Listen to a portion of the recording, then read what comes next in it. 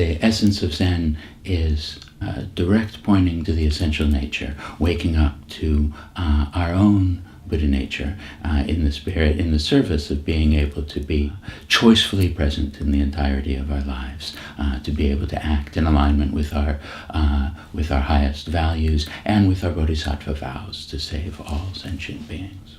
There's a kind of happy that is dependent on feeling some way and not some other way, some circumstances and not some circumstances, and there's a kind of happy that has no opposite, that isn't dependent on causes and conditions, that isn't dependent on circumstance. And this is the kind of happy that Zen points us to. And so one of the great Chinese Zen teachers says, every day is a good day.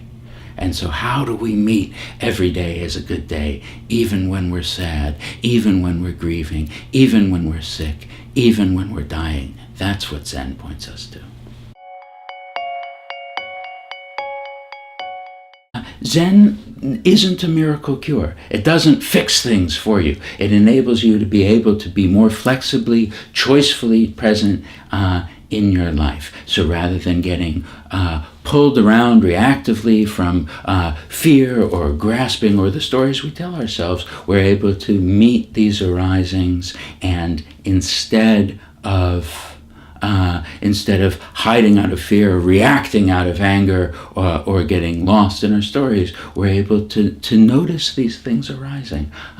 Fear is present. So, in this moment, what are my values? What matters to me? How do I want to show up into the life? It's about touching in to a spaciousness and an equanimity that isn't dependent on feeling some way or not some other way. Because if it's limited to some way or not some other way, it will fail. And it'll fail at the worst time. Quieting the mind or peacefulness, these things may arise for you sometimes in meditation. But again, because this practice is about your mind in any state, it isn't about trying to get into a special state. Each time we notice we're getting caught up in reactivity, and we unhook and we come back to the breath, back to the posture, back to just this, we are strengthening the capacity to be choicefully present in our life. Part of our practice gives rise to compassion, and in noticing how we ourselves get caught up in our reactivity, noticing how we ourselves get caught up in our reactivity of grasping or acting angrily or caught in our stories, then we are able to see other people doing that, and we're able to recognize that person is just like me. I too am like that. That's what happens to us humans when our minds get when we get reactively linked to our minds like that. And then we're able to interact with the world from this place of kindness and spaciousness, even with people who we may be having reactions to, or people who may themselves be having reactions. So we can have freedom from some kind of situation that doesn't seem to be calm for us, right? That's right. So the calming comes, but it is a side effect, not a goal.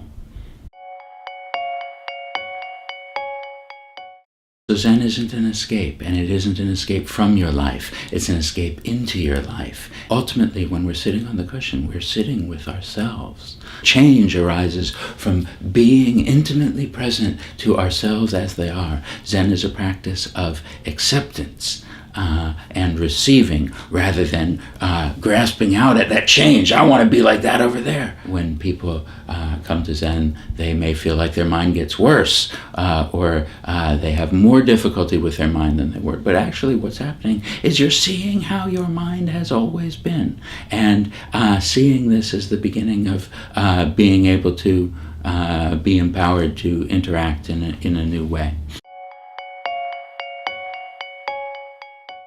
We do what we can, when we can, in the amount we can. And practice out in our life is the hardest kind of practice. Practice together with a teacher and a sangha in a center like this. This is the easiest form of practice. We practice when it's easy so that we have a chance of being able to apply these skills when it's hard.